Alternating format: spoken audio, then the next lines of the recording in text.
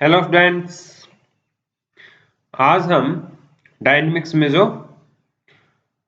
Paper जो पढ़ा रहे हैं, जो 5th चैप्टर करवा रहा था मैं, कंस्ट्रेंट मोशन, उसके अंदर सर्कुलर मोशन पढ़ा था और उसके अंदर आज हम एक्सरसाइज करेंगे पहली।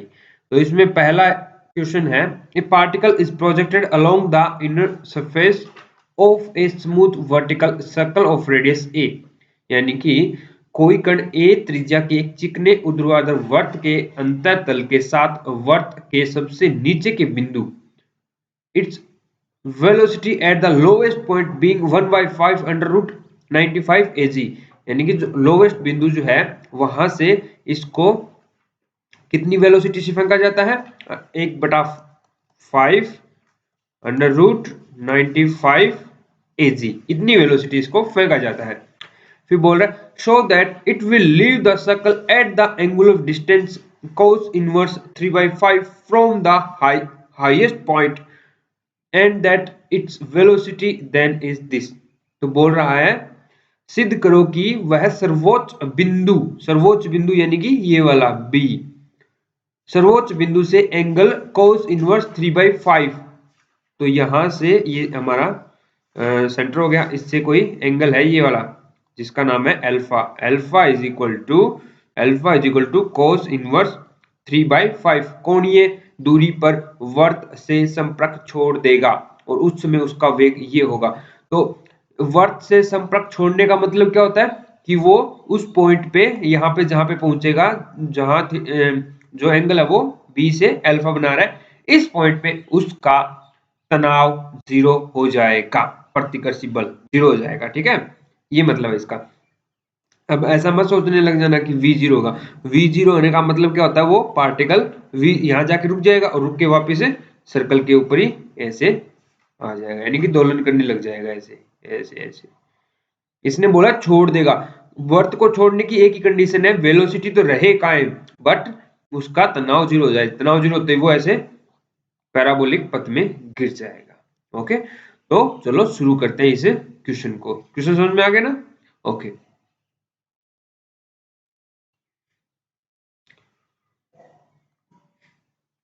तो देखो मैं थोड़ा एक सर्कल ड्रॉ कर लेता हूं। ओके, मान लेते हैं वो इस पॉइंट पे जाके उसका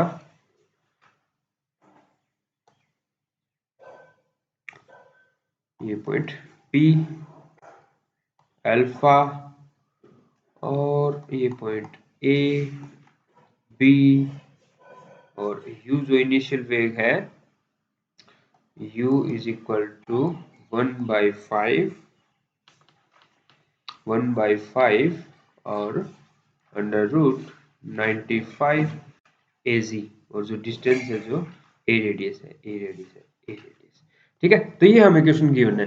चलो अब इसको सॉल्व करते हैं। ओके, तो देखो सबसे पहले हमें क्या करना है, तनाव का फॉर्मूला लिखो। R इज इक्वल टू होता है m/a, ये होती है सर्कल की रेडियस, और u square minus 2ag plus 3ag cos theta, ये फॉर्मूला होता है किसका, किसी सर्कुलर मोशन में किसी सर्कल पे किसी पॉइंट पे उसका तनाव निकालना हो तो इस फॉर्मूले से निकालते हैं। तो ये दो फॉर्मूले होते हैं, याद कर लो। एक दूसरा फॉर्मूला क्या होता है, वेलोसिटी का, तो v square is equal to होता है u स्क्वायर माइनस 2ag और प्लस 2ag cos थीटा, ये वाला फॉर्मूला होता है यदि ये वाला एंगल थीटा हो तब होता है। ओके, तो ये दो चीजें हमें सिर्फ इस सर्कुलर मोशन में सिर्फ दो अगर ये फॉर्मूले याद है ना तो पूरा चैप्टर आप पढ़ लोगे आराम से। तो देखो थीटा और अल्फा में रिलेशन निकालो। तो आपको ये बात तो पता है ना कि मैंने आपको बताया था कि cos alpha is equal to क्या होता है, माइनस cos थीटा होता है। Got it? ठीक है, तो देखो हम चाहते हैं ये अल्फा निकालना, यानी कि हमें इनिशियल वेग पता है u is equal to 1/5 under root 95 AG हमारा इनिशियल वेग है। तो इनिशियल वेग हमारे पास ये है, तो इससे हमने फेंका, कहीं जाके वो जीरो हो जाएगा। क्या? उसका तनाव।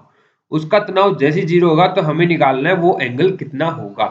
तो देखो यहां से निकालो, आर को आप जीरो पुट कर दो। तो आर को जैसे जीरो पुट करोगे तो जीरो बराबर m by a u square minus 2az plus 3az cos theta 1 ले लो इसको, या थीटा लेने दो, कोई बात नहीं, थीटा 1 ले लो।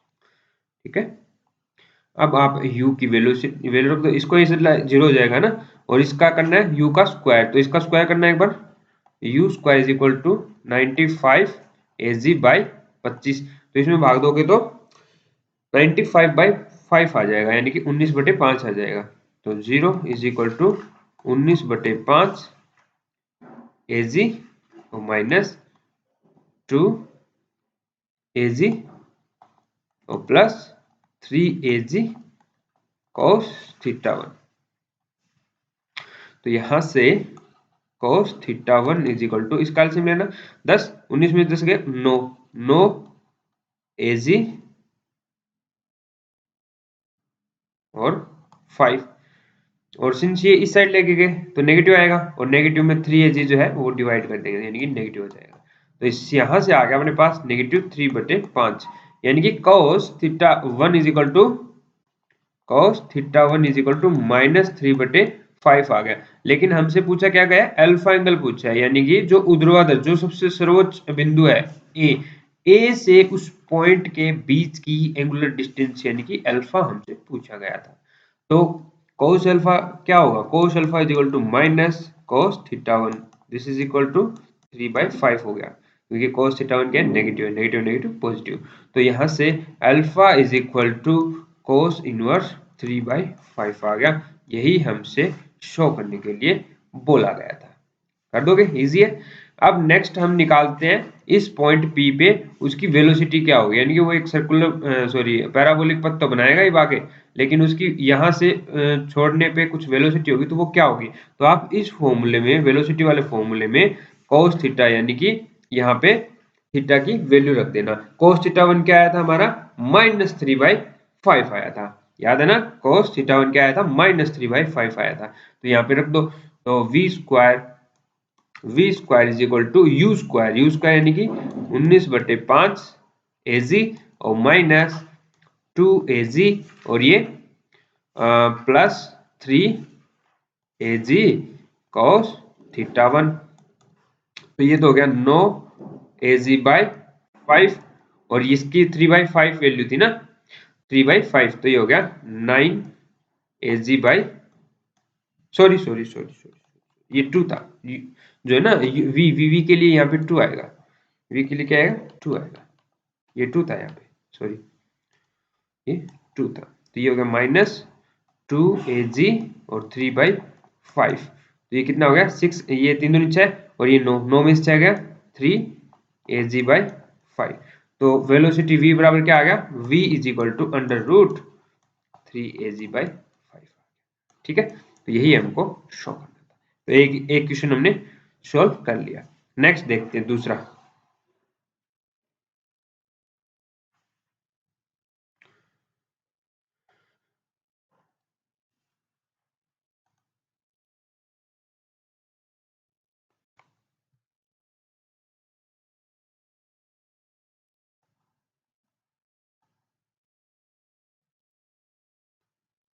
तो दूसरा देखिए, a heavy particle hanging vertically from a point by a light inextensible string so as to make a complete revolution in the vertical plane। देखो, कोई एक भारी कण किसी स्थिर बिंदु से एक डोरी द्वारा लटकाया जाता है। एक कोई पार्टिकल है जो किसी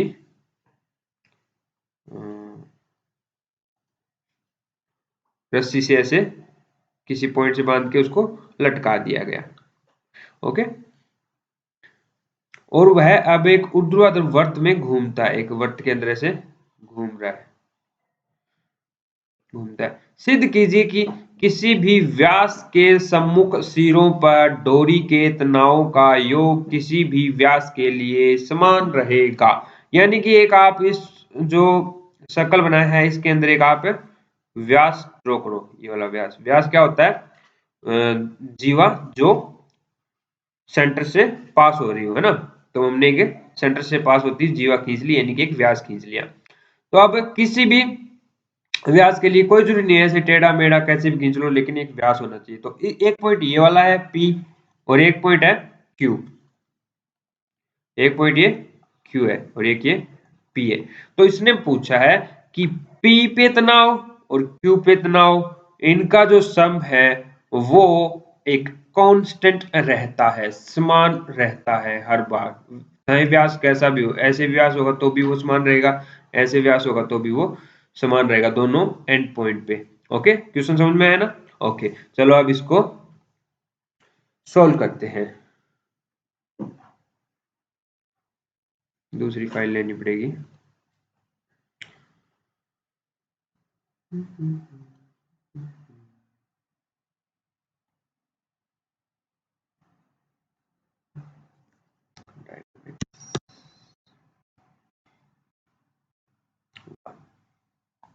ओके, दूसरी फाइल आ गई। ओके, तो देखो हमारे पास क्या है, एक सर्कल है और एक व्यास है जो सेंटर से पास होता है, ये व्यास। तो ओके, अब ये पॉइंट आ गया अपने पास। अब हमें निकालना है,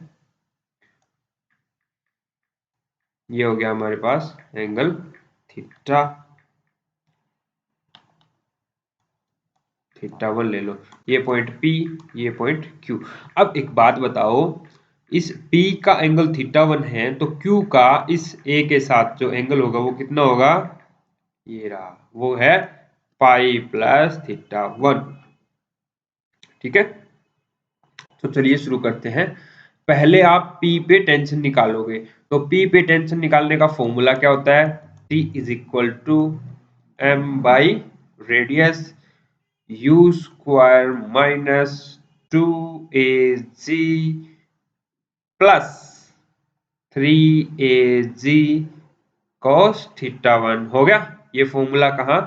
टी पी के लिए है, यानी कि पी पे तनाव। सिमिलरली टी क्यू निकालना हो तो m by a u square minus 2az plus 3az cos, अब ए से क्यू का एंगल कितना है? पाई प्लस थीटा 1, तो इसमें रख दो पाई प्लस थीटा 1। ओके, अभी देखो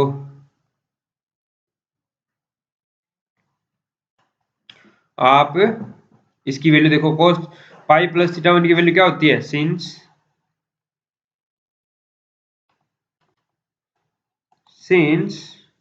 cos pi plus theta 1 is equal to minus cos theta 1 होता है, ये ध्यान रखना।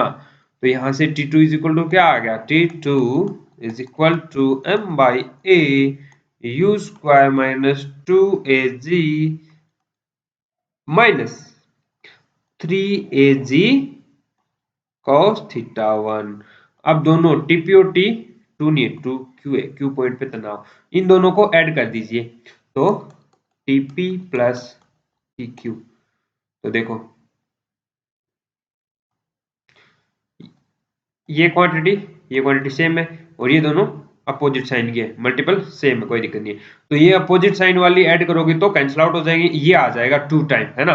तो हमारे पास आ गया 2m by a u square minus 2az।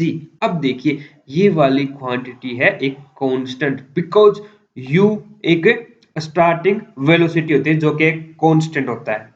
Okay, a radius constant है, g कांस्टेंट है, m कांस्टेंट है, a कांस्टेंट है, this is equal to a constant k।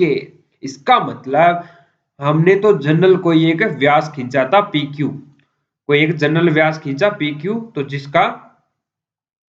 जिसके एंड जीरो पे तनाव का सम जो है वो कांस्टेंट आ गया है। तो आप कोई भी ऐसे रैंडम व्यास खींच लो और उनके एंड सिरों पे जो तनाव होगा उनका सम जो है वो यही आने वाला है, ये वाला सेम के।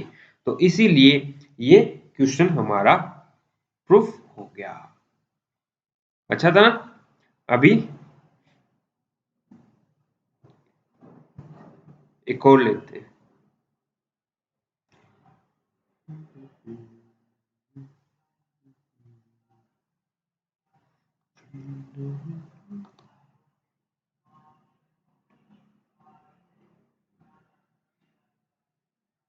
तो देखिए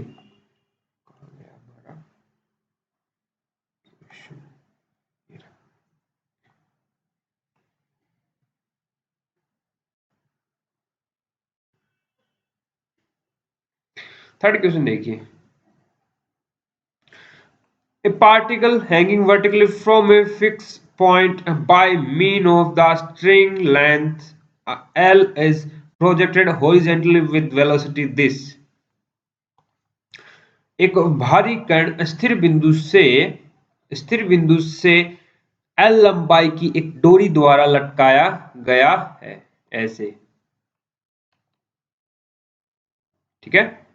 यदि कण को अंडर रूट 6GL वेग से क्षैतिज दिशा में प्रक्षेपित किया जाए तो सिद्ध कीजिए कि जब कण क्षैतिज व्यास के सिरे पर तथा उच्चतम बिंदु पर होता है तो डोरी में तनाव का अनुपात दिस यानी कि एक सर्कल है जिसको यहां से पॉइंट नीचे वाले पॉइंट से किसी एक पार्टिकल को हमें अंडर रूट 6G वेग से हम फेंकते हैं।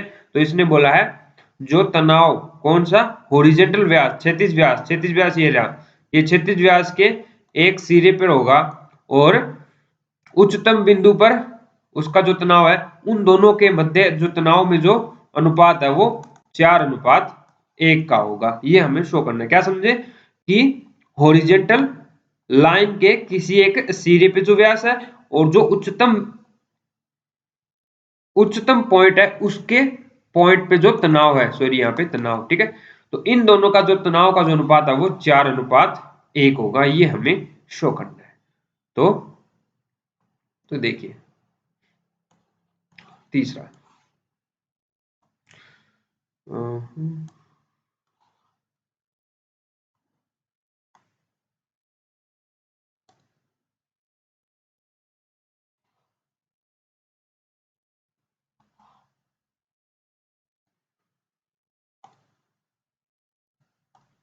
अब एक चीज यहाँ पे नोट करने वाली है तो वो यही है कि जो हॉरिजॉन्टल जो लाइन है वो इस ए के साथ कितना एंगल बना रही है, ये 90 डिग्री का एंगल बना रही है।